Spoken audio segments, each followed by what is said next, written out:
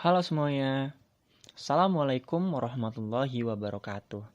Salam sejahtera bagi kita semua. Balik lagi ke channel YouTube-nya Hima Akuntansi UNES. Kali ini kita mau bahas apa ya? Sesuai judul kali ini, kita bakal bahas konsentrasi dan prospek kerja jurusan akuntansi. Kira-kira apa aja ya konsentrasi jurusan akuntansi dan gimana prospek kerjanya? Tapi sebelum itu, jangan lupa buat subscribe channel Hima Akuntansi UNES dan bunyikan lonceng notifikasinya. Konsentrasi jurusan akuntansi dan prospek kerjanya. Akuntansi perpajakan. Apa itu profesi akuntan perpajakan? Secara umum, akuntan perpajakan bertugas untuk mengkalkulasi dan menganalisis banyak kejadian-kejadian ekonomi dengan menerapkan ilmu akuntansi untuk tujuan menentukan strategi-strategi perpajakan sesuai dengan peraturan perpajakan. Nantinya pekerjaan akuntan perpajakan akan berkesinambungan dengan mereka yang bekerja sebagai akuntan pemeriksaan dan keuangan. Pendidikan untuk calon akuntan perpajakan. Pendidikan untuk akuntan perpajakan pada umumnya membutuhkan waktu sekitar 4 tahun untuk menguasai ilmu akuntansi, khususnya ilmu akuntansi perpajakan. Setelah lulus dari bidang akuntansi dan memiliki gelar D3 atau S1, barulah seorang akuntan dapat mengerjakan pekerjaan-pekerjaan seorang akuntan secara umum. Namun untuk menjadi seorang akuntan yang terakreditasi, haruslah melewati uji sertifikasi sebagai seorang akuntan, khususnya sertifikasi akuntan perpajakan. Prospek kerja akuntan perpajakan. Bekerja di salah satu perusahaan Big Four. Perusahaan Big Four adalah perusahaan yang menyediakan jasa layanan akuntansi di mana perusahaan tersebut menguasai 2/3 pasar akuntansi di dunia dengan layanan akuntansi yang sangat lengkap. Jadi sudah terbayang berapa gajinya akan diperoleh seorang akuntan pajak bila bergabung dengan perusahaan ini, bukan? Bank dan lembaga keuangan. Akuntan sektor pajak juga dibutuhkan oleh bank dan lembaga keuangan. Tentunya banyaknya bank dan lembaga keuangan di Indonesia ini menjadi sebuah kesempatan tersendiri bagi mereka yang ingin melanjutkan dan berkonsentrasi di bidang akuntansi perpajakan. Lembaga pemerintahan. Bekerja di lembaga pemerintahan seperti Direktorat Jenderal Pajak adalah salah satu keunggulan atau salah satu prospek kerja dari jurusan akuntansi khususnya konsentrasi perpajakan. Pegawai Bea Cukai. Prospek kerja akuntan pajak, salah satunya yang paling menggiurkan adalah pegawai bea dan cukai. Ini adalah tempat bagi seorang akuntan pajak untuk melatih skill dan memperoleh pengetahuan baru mengenai perpajakan. Gaji yang ditawarkan pun dalam Direktorat Jenderal Bea dan Cukai cukup menggiurkan dan cukup sangat besar untuk seorang fresh graduate. Dinas Keuangan Daerah. Prospek pekerjaan untuk seorang akuntan perpajakan adalah bekerja di Dinas Keuangan Daerah, di mana nantinya di sana skill dan ilmu-ilmu akuntansi perpajakan akan sangat berguna untuk mengatur keuangan daerah. Akuntansi manajemen. Apa itu akuntansi manajemen? Akuntansi manajemen adalah salah satu konsentrasi jurusan akuntansi yang mempelajari tentang penerapan sistem informasi akuntansi dan manajemen suatu perusahaan. Konsentrasi ini cukup asik bagi kalian yang senang meneliti dan memecahkan masalah, karena dalam konsentrasi ini, kalian akan diajak untuk berperan sebagai manajer yang mengurus kondisi internal perusahaan. Prospek kerja akuntansi manajemen. Manajer produksi. Profesi pertama yang tentunya dapat menjadi prospek kerja dari jurusan akuntansi konsentrasi manajemen adalah sebagai manajer produksi. Tentunya dengan basic akuntansi serta pengalaman manajemen di dalam pembelajaran akuntansi akan berguna sekali ketika menjadi seorang manajer produksi. Manajer keuangan. Profesi kedua yang menarik ialah manajer keuangan. Seperti namanya, manajer keuangan paham betul mengenai laporan keuangan dan harus paham betul mengenai manajemen dalam akuntansi manajemen. Manajer pemasaran. Manajer pemasaran harus paham mengenai biaya pemasaran dan bentuk pemasaran apa yang cocok dengan keadaan perusahaan, dan hal ini terdapat di dalam basic seorang akuntan manajemen. Manajer puncak. Akuntansi manajemen sangat dibutuhkan oleh manajer puncak karena seluruh masa depan perusahaan berada di tangannya. Manajer puncak harus dapat menganalisis kondisi perusahaan dengan melihat laporan keuangannya, di mana basic ini biasa dimiliki oleh seorang akuntan manajemen. Investor.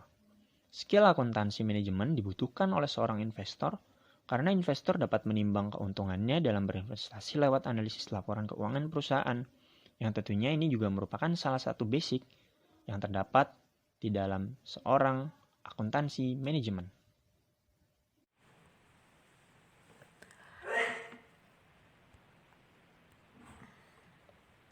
Akuntansi syariah. Akuntansi syariah merupakan bidang akuntansi yang menekankan pada dua hal, yaitu akuntabilitas dan pelaporan. Akuntabilitas tercermin dari tauhid, yaitu dengan menjalankan segala aktivitas ekonomi sesuai dengan ketentuan Islam. Sedangkan pelaporan ialah bentuk pertanggungjawaban kepada Allah SWT dan manusia. Terdapat beberapa kelebihan dari akuntansi syariah. Yang pertama adalah sistem bagi hasil. Akuntansi syariah tidak memiliki sistem bunga, namun menggunakan sistem bagi hasil dengan menanggung resiko bersama-sama oleh semua pihak yang terlibat. Dengan sistem bagi hasil, keuntungan bisa dilihat dengan jelas. Selain itu, sistem pembagian hasil telah ditetapkan sesuai dengan kesepakatan awal. Kedua, akuntansi syariah menggunakan prinsip jual beli murabahah. Dengan prinsip murabahah, nasabah dan bank akan membuat sistem kerja berdasarkan kesepakatan awal antara dua pihak yang bersangkutan. Kedua belah pihak juga harus membicarakan berapa bunga yang akan dibayar dan diterima oleh masing-masing pihak tanpa melihat suku bunga yang berlaku. Ketiga, terhindar dari riba. Riba merupakan penetapan bunga saat pengembalian berdasarkan persentase tertentu dari jumlah pinjaman pokok yang dibebankan kepada peminjam. Biasanya, persentase yang ditentukan bisa lebih dari nilai barang yang ditransaksikan.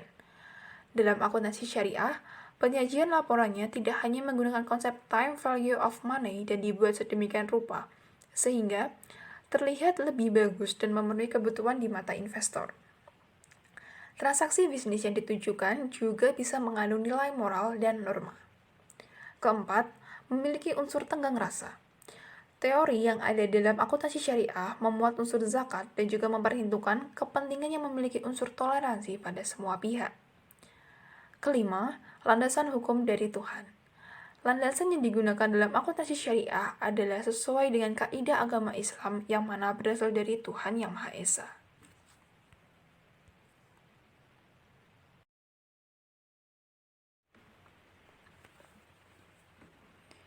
Konsentrasi auditing dan sistem informasi akuntansi. Auditing secara keseluruhan berhubungan dengan etika profesi dengan tetap mengacu pada SPAP atau Standar Profesional Akuntan Publik dan SAK atau Standar Akuntansi Keuangan. Pada konsentrasi ini, mahasiswa terfokuskan pada tingkat akurasi dan validitas informasi akuntansi yang terdapat dalam laporan keuangan, sehingga data yang tertera dapat dipercaya kebenarannya dan sesuai dengan SAK yang berlaku. Perlu diingat bahwa auditing bukan mempelajari bagaimana cara untuk mencari kesalahan orang lain, melainkan kesalahan yang ditemukan selama proses auditing dan memang melenceng dari SAK perlu untuk dikoreksi. Profesi auditor dibagi menjadi dua jenis, yaitu auditor internal dan auditor eksternal. Lalu, apa sih perbedaannya? Pertama, perbedaan misi. Tanggung jawab auditor eksternal adalah memberikan opini atas kewajaran pelaporan keuangan, terutama dalam penyajian laporan posisi keuangan dan hasil operasi dalam suatu periode. Auditor eksternal juga menilai apakah laporan keuangan organisasi disajikan sesuai dengan prinsip-prinsip akuntansi yang diterima secara umum. Opini ini digunakan oleh para pengguna laporan keuangan untuk melihat tingkat reliabilitas laporan keuangan yang disajikan. Sementara, tanggung jawab auditor internal tidak terbatas pada tujuan pengendalian internal untuk reliabilitas pelaporan saja, namun juga melakukan evaluasi desain dan implementasi pengendalian internal, manajemen risiko, dan governance dalam pemastian pencapaian tujuan organisasi. Auditor internal juga mengevaluasi efektivitas, efisiensi, serta kepatuhan organisasi. Perbedaan kedua ialah perbedaan status. Auditor eksternal merupakan pihak ketiga, sedangkan auditor internal merupakan karyawan perusahaan itu sendiri. Perbedaan yang ketiga adalah perbedaan kualifikasi. Auditor internal tidak harus seorang akuntan, namun bisa juga seorang teknisi, marketing, insinyur produksi yang memiliki pengetahuan dan pengalaman tentang operasi organisasi. Sedangkan auditor eksternal berkualifikasi seorang akuntan. Output dari konsentrasi ini adalah menjadi seorang auditor baik internal maupun eksternal, yang mana nantinya seorang auditor eksternal dapat memberikan opini kewajaran atas laporan keuangan. Konsentrasi sistem informasi akuntansi mengembangkan ilmu akuntansi dengan ilmu teknologi. Disinilah dibuat skema perencanaan dan penerapan prosedur untuk mengolah transaksi keuangan menjadi sebuah informasi keuangan. Perlu diketahui, kelancaran dan kesuksesan proses akuntansi sangat tergantung pada sistem informasi akuntansi yang baik. Jadi, dengan mempelajari sistem informasi akuntansi, berarti kamu dapat mengembangkan sebuah sistem yang efektif dan efisien dalam menunjang proses pengambilan keputusan perusahaan. Jadi gimana buat materi konsentrasi jurusan akuntansi tadi? Semoga bermanfaat ya. Teman-teman juga bisa share video ini ke teman-teman yang lain supaya bisa lebih bermanfaat. Tetap jaga protokol kesehatan selama masa pandemi, stay safe, dan akhir kata, wassalamualaikum warahmatullahi wabarakatuh. Sampai jumpa kembali di Isima Educate yang lainnya.